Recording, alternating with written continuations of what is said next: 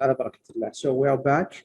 So welcome back after another prior break. So we're going to resume our program and we go back to Dr. Mohamed again. Mohamed Samir, he's blood bank registrar. He's the officer for training and continuous education in regional blood bank Riyadh. And he has two masters, Master of Transfusion Medicine from Barcelona University in Spain, also Master in Clinical and Clinical Pathology from Tanta University in Egypt. He has more than 20 years experience in blood bank. And his second talk for today is about quality management in massive blood transfusion. So Dr. Mohamed, please, the mic is yours. You can share the slides and start your talk.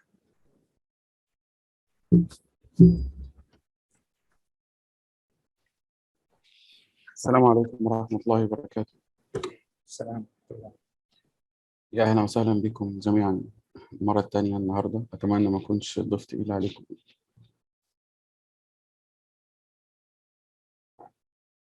بسم الله الرحمن الرحيم. الحمد لله والصلاة والسلام على رسول الله صلى الله عليه وسلم.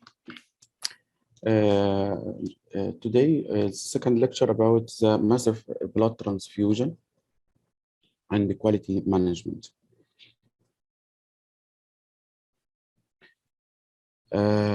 Let us speak about the hemorrhage, and the hemorrhage is the most common cause of death within the first hours of arrival to trauma center. More than 80% of the death in the OR room and nearly to 50% of the death in the first 24 hours after injury are due to exsanguination and coagulopathy.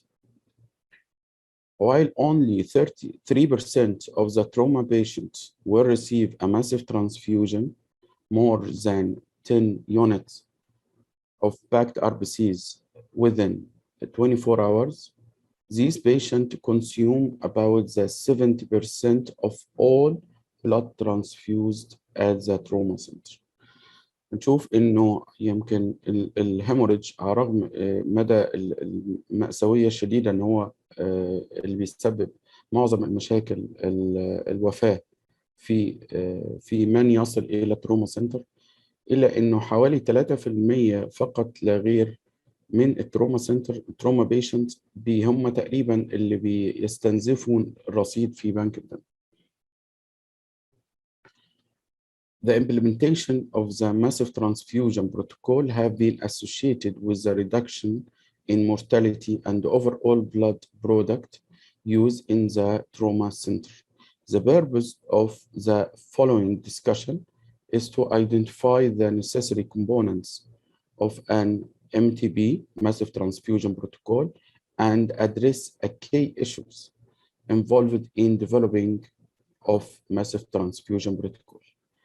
And massive transfusion protocol, the massive transfusion protocol should be a written document accessible to all, and the staff should be familiar with the procedure. Initial training and subsequent regular drills are recommended to maintain the competency. وفي الحقيقة فعلا إنه الماssive transfusion protocol not only as a protocol should be trained, should be familiar with all staff. لازم كل الاستاف اللي موجود يقدر يبقى familiar بيه، ولازم وحقيقة هو اللي بيفرق فعلا التدريب على فعلا على الحالات ما يشبه الحالات، كيف سنتصرف معها بحيث ان احنا نحاكي الواقع اللي موجود. Item will be discussed in this lecture. What is a massive hemorrhage, massive transfusion, where can be expected, massive transfusion protocol, team activation criteria, initiation, transfusion service and blood products, transfusion goals, termination, and lastly, common error and adverse events. In this point, inshallah, we will speak about the new update also in our transfusion service, which is the low titer or whole blood. Low titer or whole blood. New update added to the last edition, not last edition, before the last edition of the ABB standard also. For massive transfusion and how to deal with, there is no universal definition for the massive hemorrhage or massive transfusion, and also no universal protocol for dealing with it. But the latest ABB definitions of the massive transfusion protocol, massive transfusion hemorrhage and massive hemorrhage and massive transfusion are the administration of greater than 8, not 10, now it's 8, the administration of greater than 8 units of the bagged RBCs within less than 24 hours, or acute administration of more than 4 units within 1 hour of adult recipient. This is the last definition of the massive transfusion in the ABB technical manual, last edition. And also consider the exchange transfusion of neonate and transfusion of 35 milli per kg within 3 hours or less for infant is also a massive transfusion and a massive hemorrhage. Clinical situation may need to activate the massive transfusion. Massive hemorrhage and the massive transfusion may occur in the following clinical context.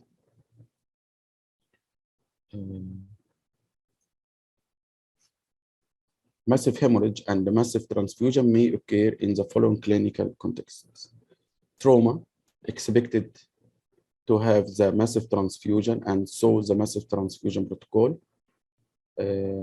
أستأذنكم بس هل في أي مشكلة في الصوت دكتور محمد؟ لا المشكلة في الصوت، هل في مشكلة في السلايد؟ دكتور أنا ما عندي مشكلة في الصوت، الصوت واضح جدا. طيب.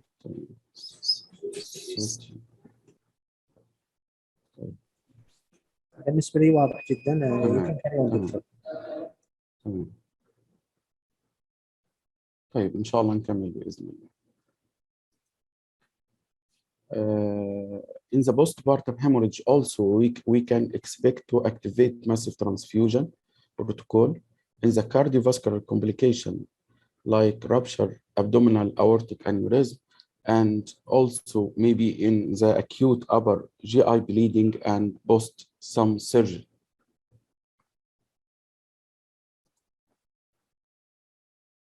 Scope of massive transfusion.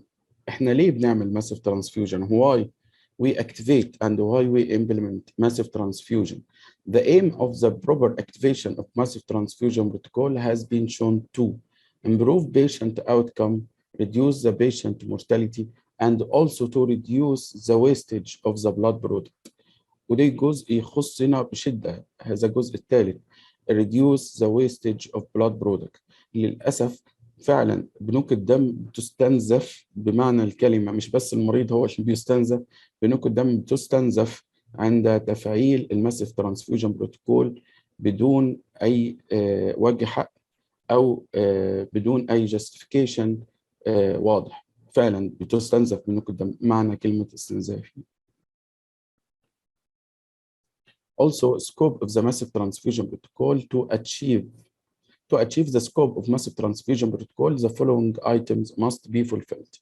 عشان نقدر ان احنا فعلا نقدر ننجح ان احنا نوصل للماسيف ترانسفيوجن بروتوكول الايديال ماسيف ترانسفيوجن بروتوكول، محتاجين ان احنا البيشنت يتعمل له early recognition of blood loss, maintain the tissue perfusion and oxygenation by restoration of blood volume and hemoglobin, control bleeding with early surgical, endoscopic, or radiological intervention, which is called the damage control surgery, and the early management of coagulopathy.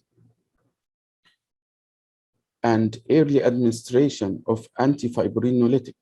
الموضوع فقط ليس فقط نقل دم، برضو في بعض الحاجات الضرورية جدا. What's most important in dealing with the bleeding, like the antifibrinolytic tranexamic acid, one of the golden piece in our hand to deal with massive transfusion. Maintenance of the normothermic and normal calcium, because the hypothermic and hypokalemia, hypothermic and hypocalcemia Also, both can worsen the condition of the patient. Reversal of the anticoagulant and the antiplatelet medication, if applicable. This also one of the scope of the MTP, monitoring and management of the complication of massive transfusion. Massive transfusion may be administered in the following clinical area. In the AR, we expected also to have MTP activation, operating room, intensive care unit.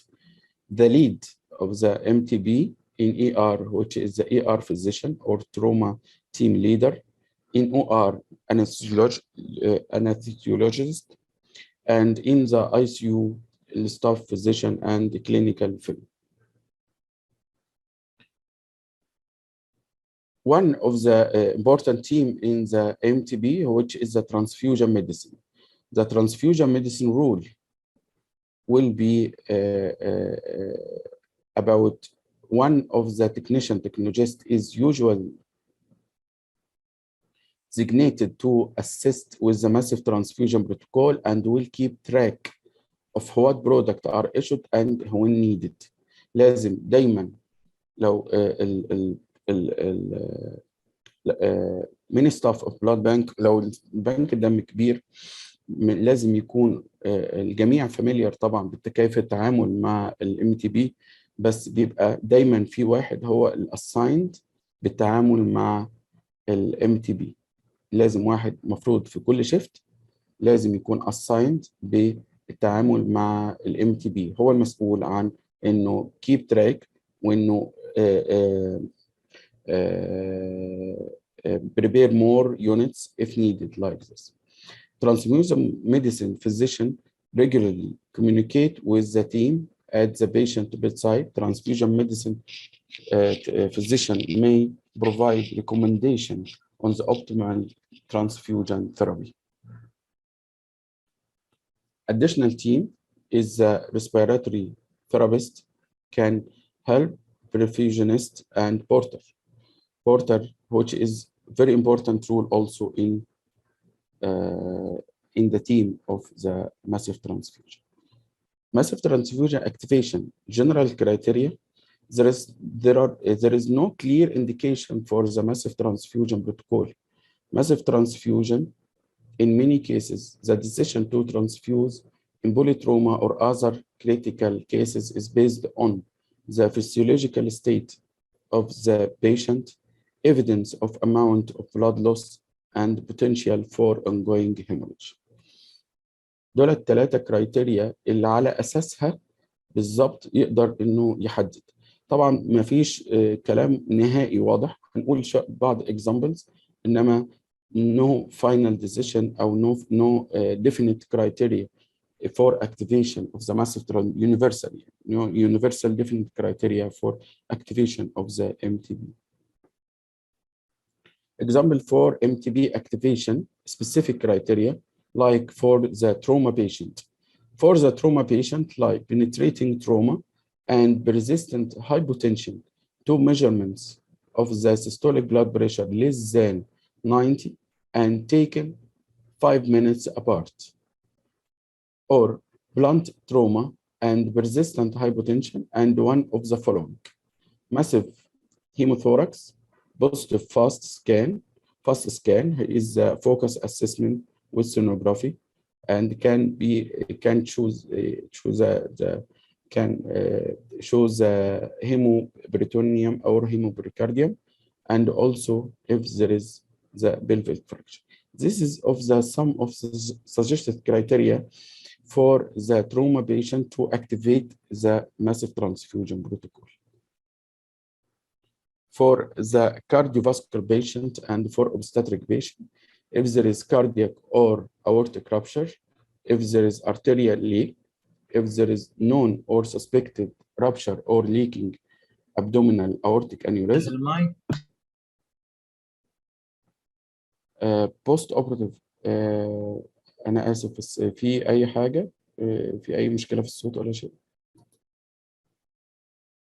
طيب نكمل بإذن الله. Post-operative chest tube drained more than 1000 cc in 30 minutes or less, or more than 500 cc vaginal blood loss and hypotension not responding to crystalloid bolus, and more than 100% blood loss following cesarean section and hypotension not responding to crystalloid bolus.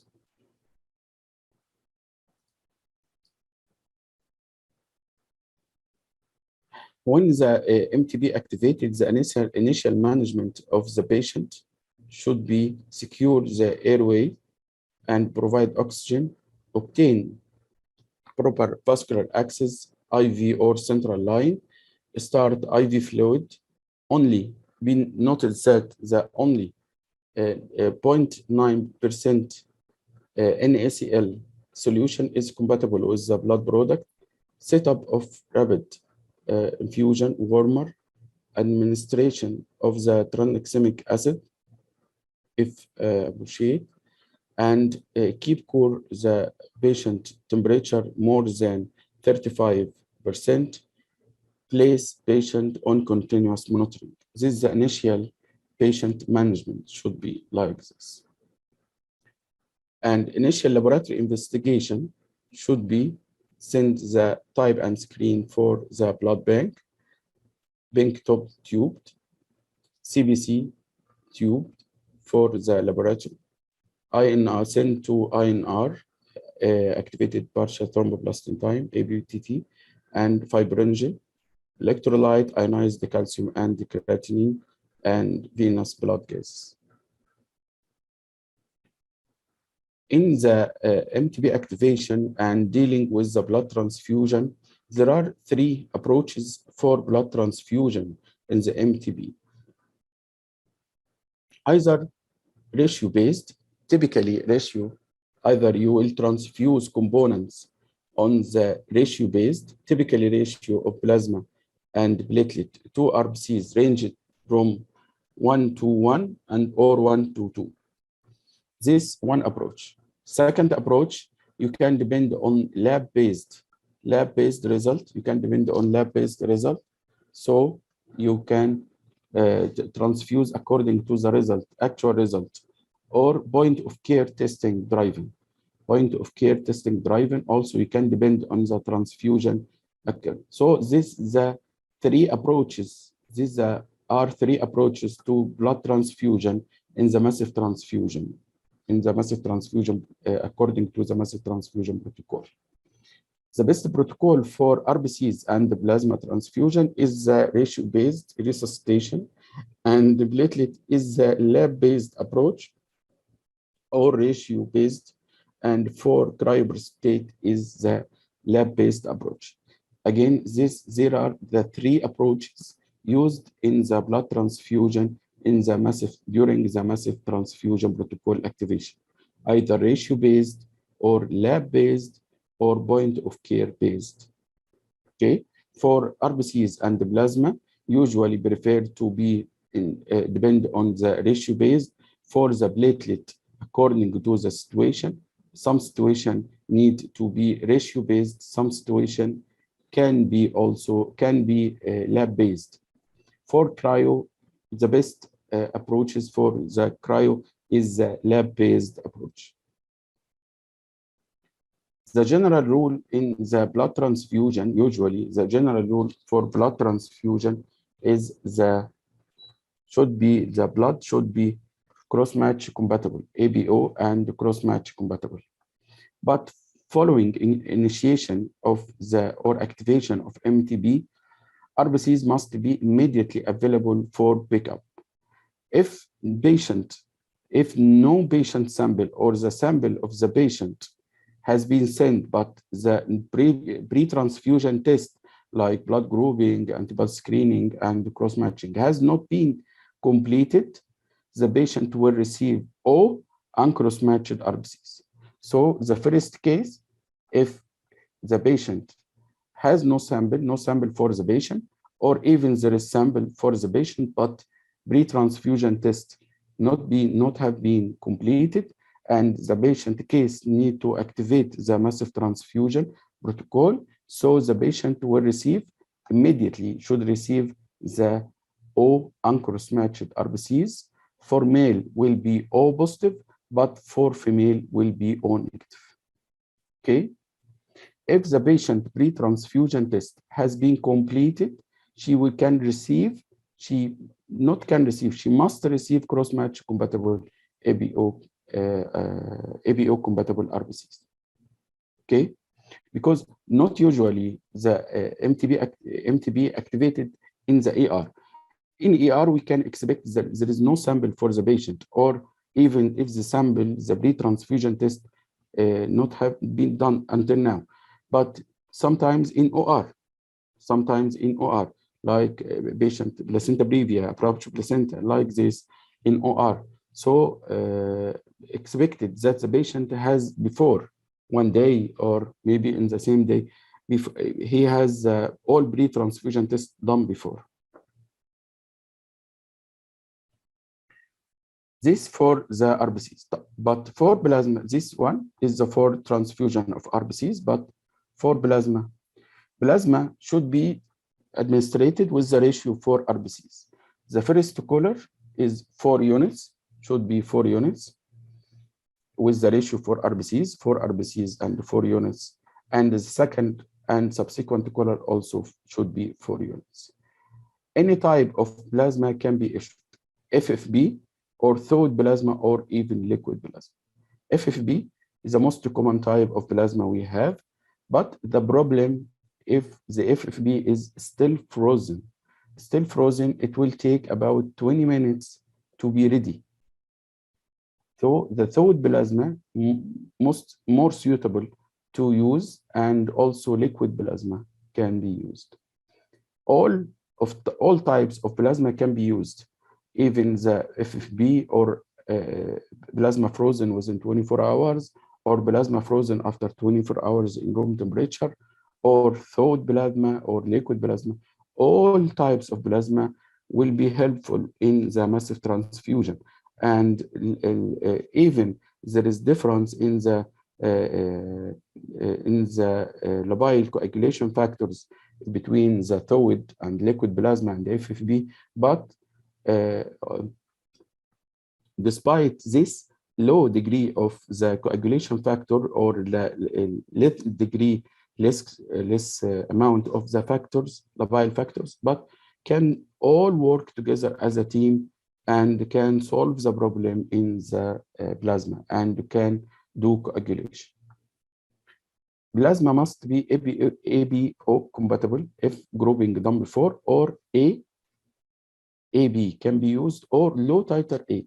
Low titer A is the one of updates, but not newly updates, but can also use low titer A in the plasma. If the AB plasma, you don't have AB plasma sufficient amount, you can use A plasma with low titer. A plasma with low titer. So you can do titration for group of donor A and use the one donor with the low titer of anti-B. So AB or low titer of low titer A.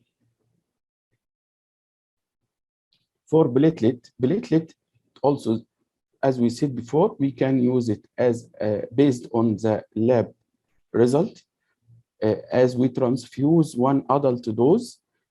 If the platelet is less than 100 by 10 power 9 per liter for cases CNS or spinal cord bleeding or trauma brain injury, or we can also transfuse one adult dose of platelet if the platelet is less than 50 by 10 power 9 per liter for other cases, okay, other cases.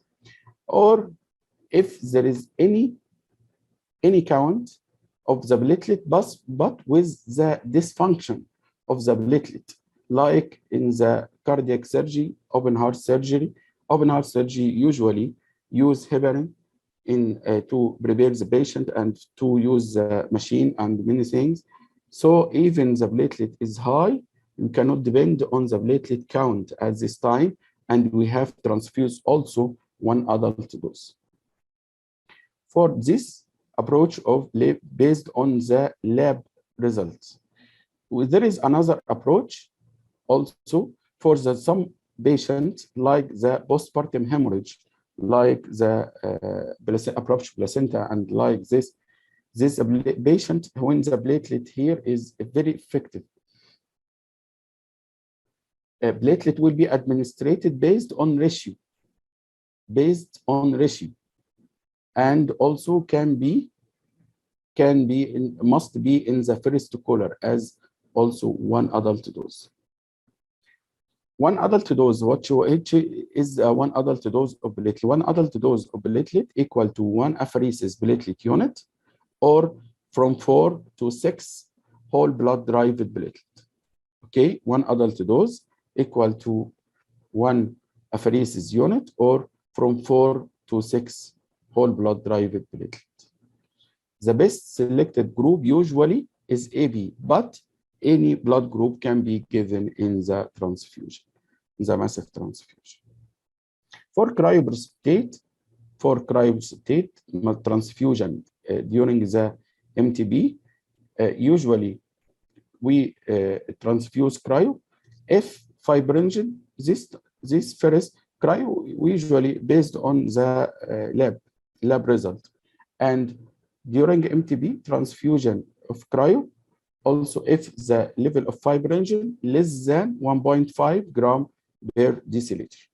So it can be good guide for the cryoprecipitate transfusion to avoid loss of the urostock. Random dose usually of cryoprecipitate, which is the random adult dose, is 10 units, 10 single units of the cryoprecipitate. Any group can be used. Thawing and boiling of the cryo usually take about 20 minutes. For adults, for some cases like postpartum hemorrhage, cryoprecipitate also can be offered in the first collar. MTP activation, let us speak about the shipments. Shipments for adults, usually the first shipment collar with 6 units of packed RBCs and 6 units of plasma. You can use also for 4 units of RBCs and 4 units of plasma. For some patients, such as postpartum hemorrhage or upon request, also can add one adult unit of the platelet and 10 units of the cryo. Usually, and best practice for cryoprecipitate is to give it as a pooling, not as a single unit. But pooling and pooling, it will take time like at 20 minutes. The second shipment will be the collar, also with 4 units of the RBCs and 4 units plasma, and will be prepared the subsequent collar every 30 minutes. Platelet and the cryoprecipitate must be ordered as per clinical situation and laboratory results. These shipments, this according to the AABB, these are different shipments according to the different ages. Neonate, this for neonate, we will observe that only in the first pack, only half unit of packed RBCs, half unit of plasma, and no cryo and platelet in the first. And when we give platelet in the second pack, it will be only 1/4 of the apheresis unit. This for neonate, this for infant, 1 unit, only 1 unit. This infant from the 6 to 10 kilogram, 1 unit. And when we add platelet in the second pack, usually half of the apheresis unit. When we add cryo here, only 1 unit for the neonate, and here 2 units for the neonate. Here, the younger child from 11 to 25 kilogram, the package, the first package will be 2 unit, and when added the platelet in the second package will be 1 apheresis. Okay, and when added cryo will be 4 units.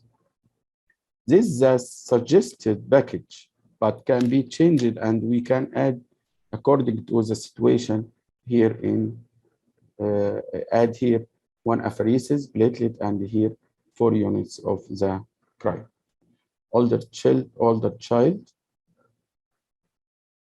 from 26 to 50 kilogram of kilogram. The first package will be 3 units of the RBCs, 3 units of plasma, and when we add, usually add 1 apheresis and add 6 units of cryo. For adolescents, more than 50 kilogram weight, the first package become the 5 units of plasma and add 1 unit apheresis, and when add cryo, it will be 8 units. Okay. Let us speak about one of the new update and new component now added to our practice in blood bank, which is the low titer or whole blood. Low titer or whole blood. Usually, whole blood, it's separated into the component. However, it can be stored as a whole blood as it is without any changes for transfusion up to maximum 35 days, okay, according to the anticoagulant storage solution. Recently, successful use of low titer antibody group O whole blood in trauma resuscitation has renewed interest, especially after adding this point in the ABB standard 31 edition. This point added to the previous 2 standards when they success to use the type of whole blood, which is O, but not all O. It's O with low titer of anti-A and anti-B. This type of O can solve many problems in the massive transfusion. Whole blood and RBCs has the similar volume and identical storage and transportation temperature requirements. Whole blood offer operational simplicity compared to the balanced component delivery. Delivery of balanced ratio of the plasma and the platelet for massively transfused patients. One of the big problem and controversial issue in the massive transfusion is we will issue ratio-based 1:1 or 1:2. Why? Because there is some effect on this ratio and on the coagulation. So one of the problem is dilutional coagulopathy sometimes. So when we use whole blood with the natural balance between the plasma and RBCs, it will be more suitable and more successful for restore of the coagulations and restore the perfusions of the tissue. And for the cold, and also there is a new standard for the cold stored platelet. Now, cold storage platelet has approval for the 3 days. Cold storage platelet now get approval for 3 days. And now under trial and under variant of American FDA, the storage of the cold apheresis platelet can be up to 15 days. So even within the 3 days, until now, according to the current approval, the platelet suitable for use within the whole blood. So the whole blood now, low titer whole blood can also be benefit from the platelet within the first 3 days. Even the platelet, even the whole blood is more than 3 days, like 20 days, 30 days, we can give the platelet individual or give the platelet as a platelet component. But we keep the ratio between the RBCs. So the transfusion of low titer or whole blood, this is the term, this is the abbreviation for the low titer or whole blood. Low titer whole blood, providing a balanced resuscitation fluid in one bag rather than up to 4 bags of the platelet, RBCs, platelet, and plasma. Another advantage of fast tracking and availability of this. There is, so we usually recommend the trauma centers usually to get the fridges with sufficient amount of low titer or whole blood, low titer or whole blood.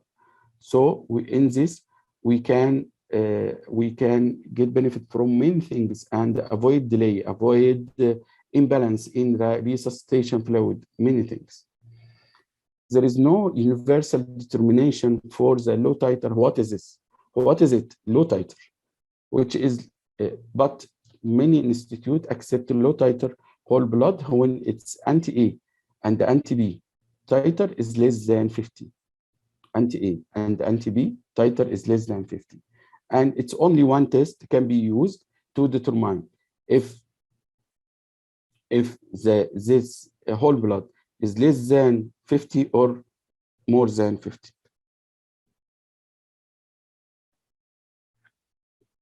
Some precautions during the blood transfusion, usually use of rapid infusion and blood warmer device for infusion of blood product and resuscitation fluid. So rapid infusion device and blood warmer is important in many places like ER, ICU, and OR. Don't transfuse platelet and cryo through the warmer. RBCs and plasma usually transport and stored in the cooler during MTP. Platelet and cryoprecipitate usually must be kept at room temperature. Don't place in the cooler.